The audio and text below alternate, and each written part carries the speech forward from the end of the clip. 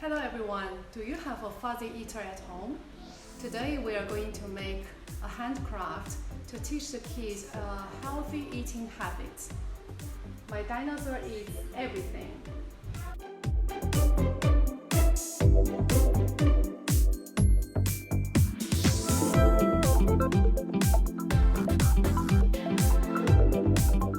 My dinosaur eats everything.